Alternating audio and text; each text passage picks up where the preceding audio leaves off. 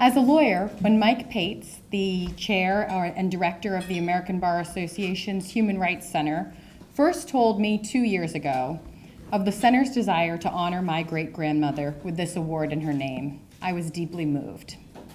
As we all know, Eleanor Roosevelt was not a lawyer. She wasn't even a college graduate. At her heart, she was a human rights activist.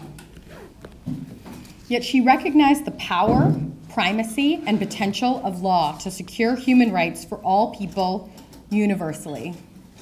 And as Alita Black illustrated so vividly in her remarks earlier this evening, Eleanor had the will, the savvy, and the courage to get the UDHR done.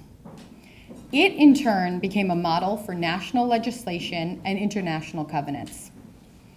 In the area of international disputes where I practice, many of its provisions create peremptory norms and are considered binding customary international law. I agree with Mr. Ferenz that there's still more to do in that direction. That the world's preeminent organization of lawyers would acknowledge my great-grandmother's contributions to the law is truly significant. Very few people recognize the physical and moral courage it took for Eleanor and our honorees to do human rights work. Early in the spring of 1946, the Army wanted Eleanor to visit refugee camps after the war. Initially, she did not want to go. She had been in the aftermath of so many battlefields, and she didn't think she could bear it. Nevertheless, she went. And what came out of that was America's first eyewitness account of what it was like in Europe after the war. She wrote about it in her My Day columns, and she gave speeches about it to the United Jewish Appeal. Eleanor asked, "When will our conscience grow so tender that we will act to prevent human misery rather than avenge it?" That is still an unanswered question today, but our honorees have worked hard to change that. I was so moved when the center decided to honor Secretary Hillary Rodham Clinton as an inaugural recipient of the Eleanor Roosevelt Prize, along with Ben Ferenz. Not only has Secretary Clinton advocated for human rights before, during, and after her service as First Lady, as Eleanor did, she has also done so as the steward of our country's foreign policy as Secretary of State. She has done so with an iron will, strategic savvy, and steadfast courage. These attributes are not merely admirable, they are necessary to realizing fully the rights enshrined in the Universal Declaration of Human Rights and the legal provisions set forth in the human rights covenants that followed it. Secretary Clinton's path is now well known, but I would like to highlight for you some of the ways she has been a human rights advocate. Secretary Clinton was inspired by her mother and the tough childhood she survived to fight for the rights of children. At Wellesley College, she engaged in social justice activism and became a prominent student leader. Elected by her peers to be the first ever student speaker at Wellesley's commencement ceremony. She then enrolled in Yale Law School, where she was one of just 27 women in her graduating class. After law school, she went to work for the Children's Defense Fund, going door to door in New Bedford, Massachusetts, gathering stories about the lack of schooling for children with disabilities. These testimonials contributed to the passage of historic legislation that required the state to provide quality education for students with disabilities. Upon moving to Arkansas with Bill Clinton, she taught law and ran legal clinics representing disenfranchised people, co-founding Arkansas Advocates for Children and Families, one of the state's first child advocacy groups. Later, as First Lady of Arkansas, she was a forceful champion for improving educational standards and healthcare access. My first memories of Secretary Clinton are as First Lady of the United States when she led the fight to reform the U.S. healthcare system. She did this to ensure affordable access to quality care for all. Though it was defeated, she persisted, working with Republicans and Democrats to help create the successful Children's Health Insurance Program, which provides health care coverage to more than 8 million children and has helped cut the uninsured rate by half for children. In 1995, Secretary Clinton led the U.S. delegation to Beijing to attend the UN Fourth World Conference on Women, where she famously declared, "Human rights are women's rights, and women's rights are human rights once and for all." That call rings strong more than 20 years later. In 2000, New York elected Secretary Clinton to the U.S. Senate. Among other achievements, she launched an innovative partnership in New York to provide small businesses with tech support, microloans, and training programs to sell their goods online. She also helped expand broadband to remote areas of the state. When President Obama asked her to serve as his Secretary of State, she put aside their hard-fought campaign and answered the call, helping to restore America's standing in the world. She was also forceful as a champion for human rights, internet freedom, and rights and opportunities for women and girls, LGBTQ people, and young people all around the globe. In Geneva, to mark International Human Rights Day in 2011, Secretary Clinton outlined the history of the Universal Declaration of Human Rights and how the rights enshrined in it apply to all people seeking dignity and respect of who they are before declaring gay rights are human rights and human rights are gay rights. Secretary Clinton talked about the power of law to make things right. She said, laws have a teaching effect. Laws that discriminate validate other types of discrimination. Laws that require equal protections reinforce the moral imperative of equality. And practically speaking, it is often the case that laws must change before fears about change dissipate. I am so glad that we have Secretary Clinton advocating for laws that inspire change and human rights. I'm glad that we've had this for the last 4 decades. Secretary Clinton has followed the advice she gave in her 2016 presidential election concession speech, where she said, "Never stop believing that fighting for what's right is worth it." She has continued that work by founding Onward Together, an organization that works to advance progressive values by encouraging people to organize, get involved, and run for office.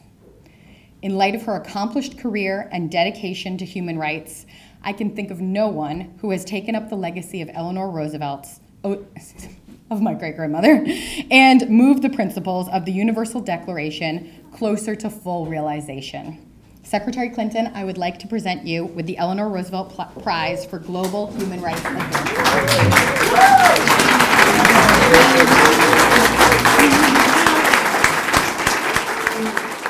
It's such a great pleasure to be here at Roosevelt House with a great-granddaughter who carries on the tradition of her great-grandmother. And if you look over my shoulder, you can see a picture of Eleanor Roosevelt holding the Universal Declaration of Human Rights. And Harold Holzer told me that it was in front of this fireplace that Franklin Roosevelt gave his very first fireside chat, even before he was in the White House. So truly, we are in a place that is so critically important to our history, but also a reminder and challenge of what we still have to do. I want to thank Judge Donald for your devotion to this work, for your leadership, and for your continuing service on the 6th Circuit. And may you serve for a very long time.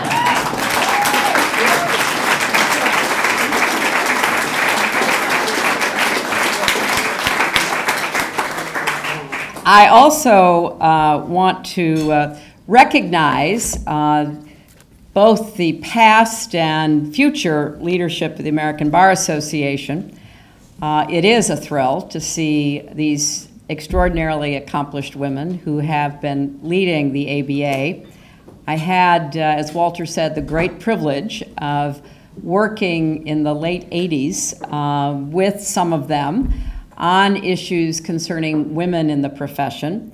And as Walter also referenced, he was part of the commission that was impaneled at the same time to focus on minorities in the profession. And Walter, I want to thank you. You've been a strong voice, and I hope you will continue to be. I know, do not grow weary while doing good, even though sometimes we run into a few roadblocks along the way.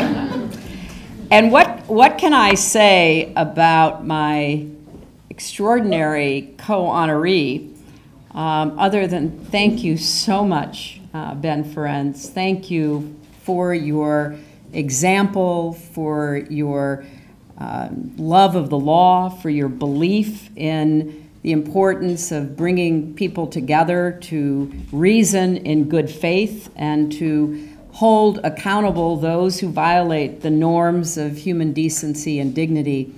If you have not done an oral history, I'm hoping that President Rob will sign you up to do one, because your story should be preserved beyond what you've written, which has been less about you and more about the important challenges and missions of your life. And having listened to you this evening, I would hope that not just the students at Hunter, but every American would have a chance to learn more about you. Thank you so very much.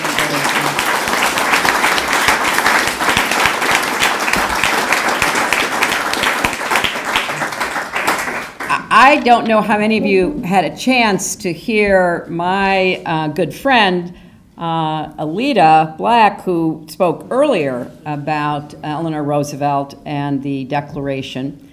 But if you didn't, I hope you get a chance at some future point, because her commitment to bringing together Eleanor's papers and making sure that she was represented, not just in history, but specifically at the Roosevelt Library, has really helped to flesh out the extraordinary story of this great American.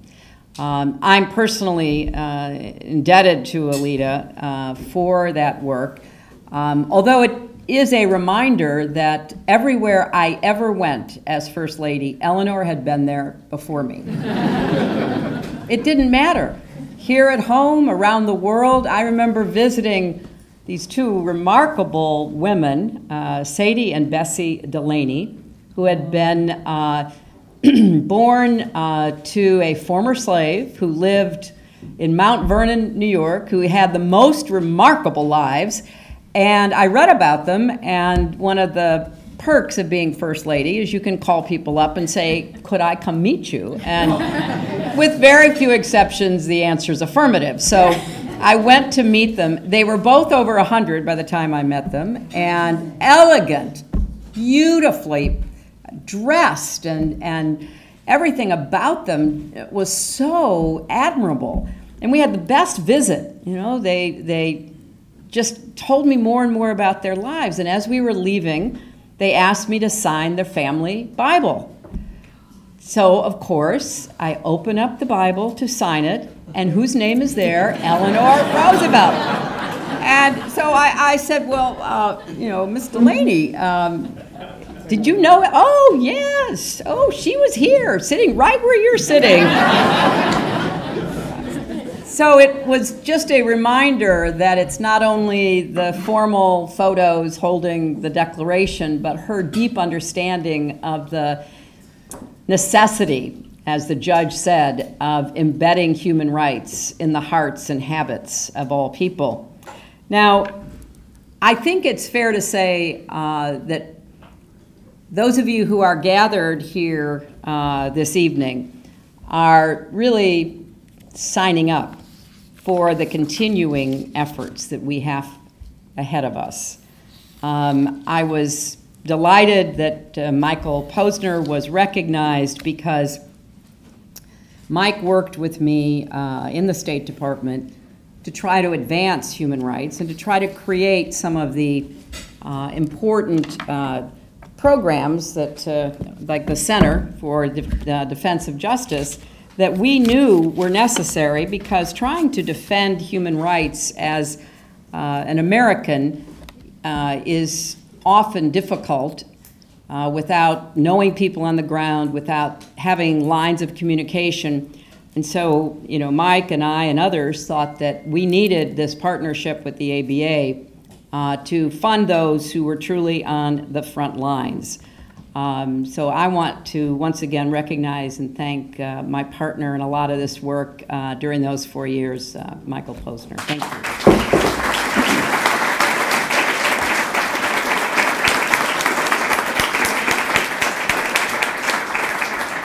Now let me just say that as divided as our politics are today, I want to remind all of us about what Eleanor Roosevelt faced when she was tasked with the responsibility of overseeing a group of representatives of nations to draft a Declaration of Human Rights. The 18 nations involved agreed on practically nothing. They disagreed on whether God exists, on citizenship, on marriage, on whether childhood as an entity existed under the law, on the purpose of government. They disagreed on what was meant by terms like freedom and democracy. So it's nothing new that we have disagreements, but it was clear that she had her work cut out for her.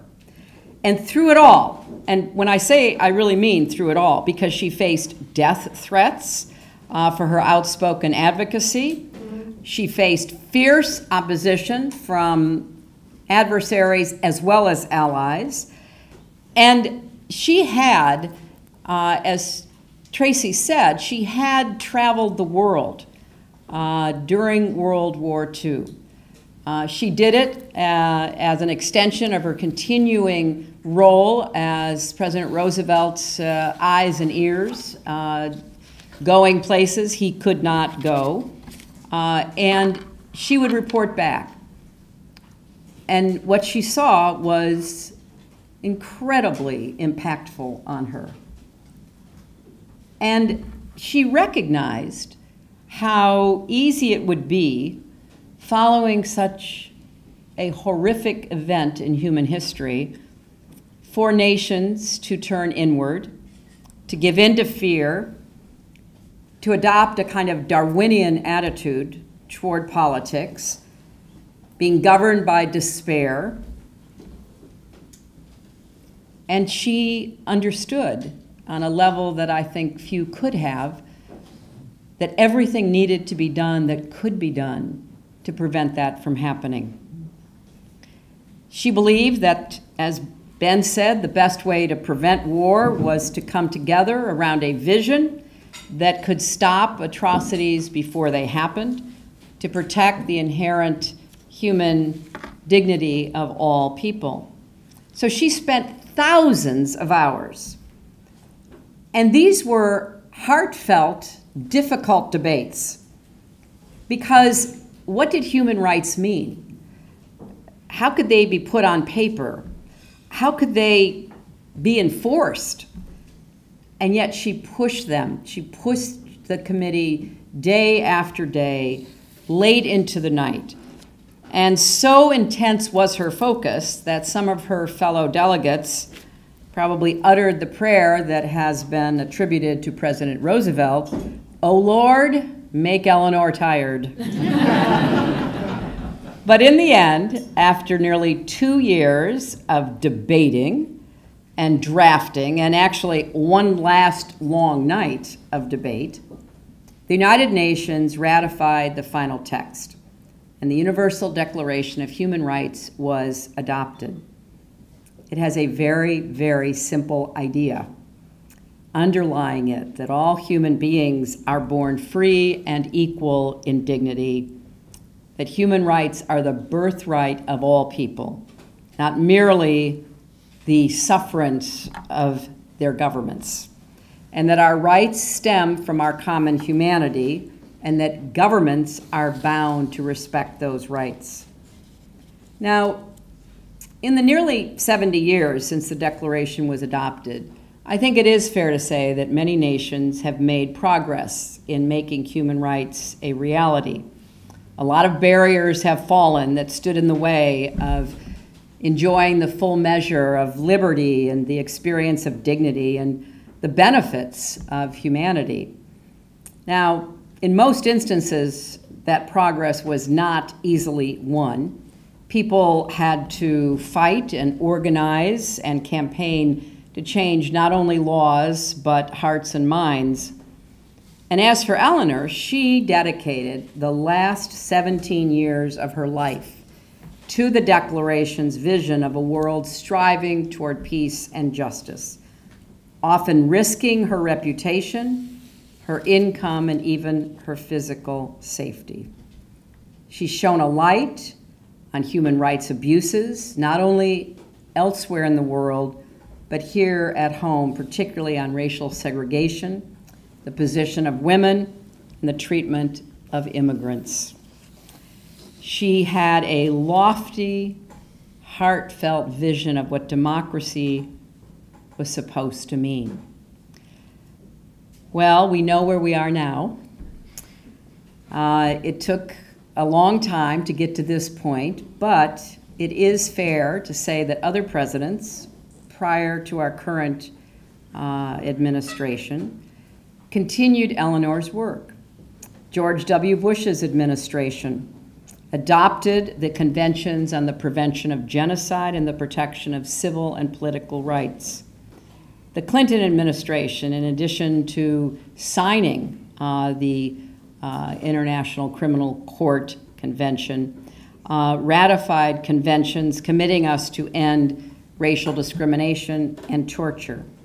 And in the Obama administration, during my tenure as Secretary of State, we finally included our own country in the department's annual report on human rights and addressed internet freedom, human trafficking, global women's issues, and LGBTQ rights. So where are we today? Well, we still have laws on the books, as many of you know, like the Foreign Assistance Act, which denies foreign aid to human rights violators, the Leahy Law, which prevents U.S. military aid from going to foreign military units that commit heinous human rights violations. Victims of torture can now sue their violators, providing not only legal recourse, but often the only formal recognition they receive of the horrors that they endured. The War Crimes Act allows criminal prosecution of war criminals, and President Obama stopped enhanced interrogation techniques. But we are living at a moment of global tumult that rivals what Eleanor faced years ago, and it's a little difficult to understand exactly why. People in the world have never had greater prosperity, greater freedom, greater opportunities, and yet there is something at work in those hearts and minds of people in so many places that have led them to begin breaking into small groups, some call it tribalization, but to begin to define themselves not as who they are, but against who someone else is. So I will have to underscore my strong belief that voices like all of yours and voices like Ben's are more needed today to remind us, to bring us back to the recognition of who we are at our best selves, the importance of the rule of law in protecting not only somebody else, but eventually ourselves, to reinforce the fundamental American ideal of equal rights under the law. And there is no better group than those of you in this room. So I would hope that as the ABA continues the work of the center, and I remember Jerry Shestack lobbying everyone endlessly to do more on human rights. He was inescapable. It did not matter where you were, he would find you. And we have to do more to continue to move forward on this agenda, even beyond what the ABA and the Center are already doing. Because what we're seeing is, unfortunately, a concerted effort against human rights. Not only the human rights of immigrants and refugees, but an understanding of the human rights of free expression, of free assembly, of due process, of, yes, at the very bottom, the rule of law. So we should ask ourselves what legal and political actions are most effective in not only defending human rights, but defending the defenders. I think we're up to the task of pushing back and of creating more space so that more Americans recognize what is at stake. But I also know that we have to deal with underlying political fears and insecurities. We have to stand up against the concerted attacks on our institutions, and we have to defend the rule of law. So let us follow Eleanor Roosevelt's advice as we move forward. There's so many quotes from Eleanor. This is one that I did not know before Alita sent it to me. Courage is more exhilarating than fear, and in the long run, it is easier. So if we remember what Eleanor achieved at a time of enormous fear, concern, exhaustion, we certainly can do our part today. We do not have to become heroes overnight, she said. Just a step at a time, meeting each thing that comes up, seeing it is not as dreadful as it appeared, discovering we have the strength to stare it down. So thank you so much for this honor, but more than that, thank you so much for what each and every one of you, as well as the ABA, continues to do. We've never needed you more. Thank you.